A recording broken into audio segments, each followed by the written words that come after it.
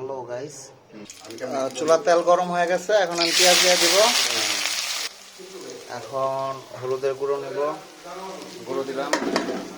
এবার মরিচের গুঁড়ো,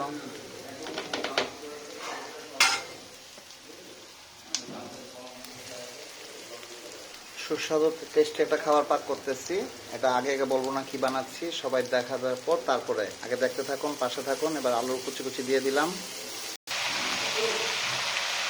তারপর টমেটো দিয়ে দিয়েছি।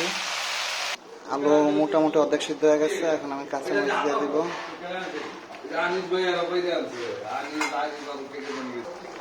আলু আমার মোটামুটি সিদ্ধ হয়ে গেছে। এখন আমি আগে থেকে মাছ ভাজা করে রাখা ছোট ছোট করে কেটে রাখছি, এগুলো দিয়ে দিব।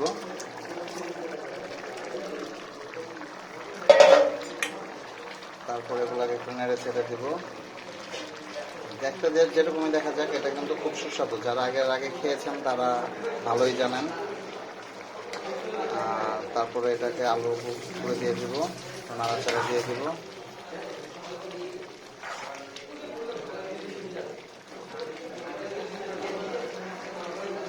দারুণ একটা ফ্লেভার আসছে, তরকারি প্রায় হওয়ার পথে। এখন আমি ধনেপাতা দিয়ে দিব।